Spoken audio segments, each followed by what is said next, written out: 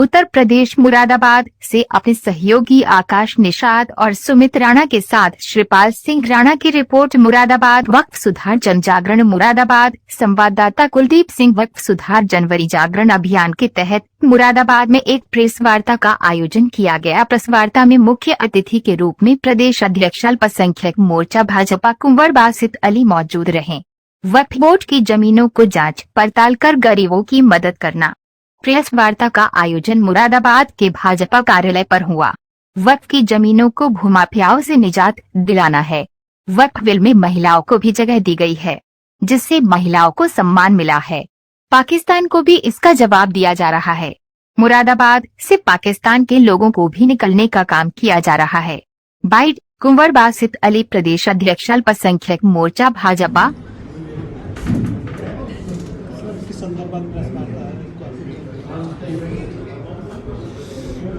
Bharatiya Janata party का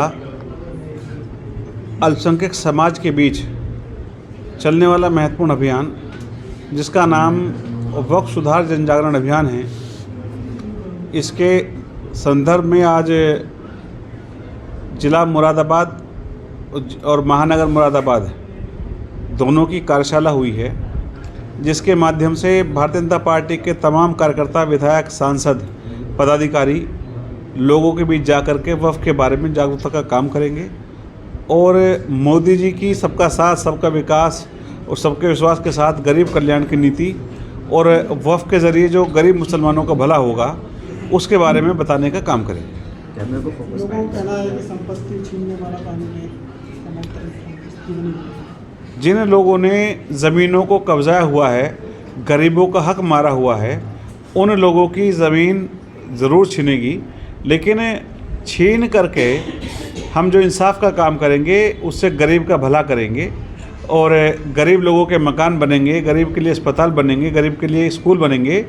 और जिस तरह से कांग्रेसी ओवैसी साहब और तमाम सपाइयों ने गरीबों का, यतीमों का, मिस्किनों का हक मारा हुआ है, उसको सही जगह पहुंचाने का काम करेंगे। जिन लोगों ने कब्जे कर रखे हैं उसके नाम पर क्या कुछ कार्रवाई भी करेंगे?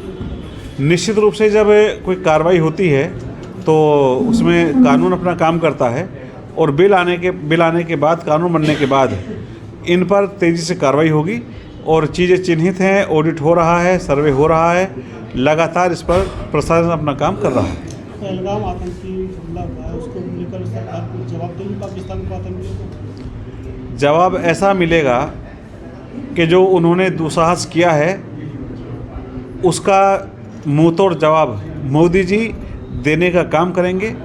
उनके यहाँ जो आतंकवादी पनाह लेते थे उसकी उनको कड़ी सज़ा मिलेगी और भारत सरकार ने तमाम तरह के संबंध पाकिस्तान से ख़त्म किए हैं और जल को रोकने का काम किया है, व्यापार को रोकने का काम किया है, पाकिस्तानियों को वापस भेजने का काम किया है। और आगे आने वाले टाइम में भारतीय जनता पार्टी क्योंकि सरकार है, राष्ट्रवादियों की सरकार है, देश के साथ खड़ी सरकार है, शहीदों के साथ खड़ी सरकार है, इसलिए कार्रवाई ऐसी करेगी कि जो देश के लिए नज़ीर बनेगी और आतंकियों के लिए भारत एक ऐसा देश बनेगा जो घुसने से पहले सोचेंगे और कोई भी घटना करने से पहले उनकी रूह कांप जाएगी। पाकिस्तान लगातार धमकी दे रहा है परमाणु हथियार की गिदड़ भक्ति।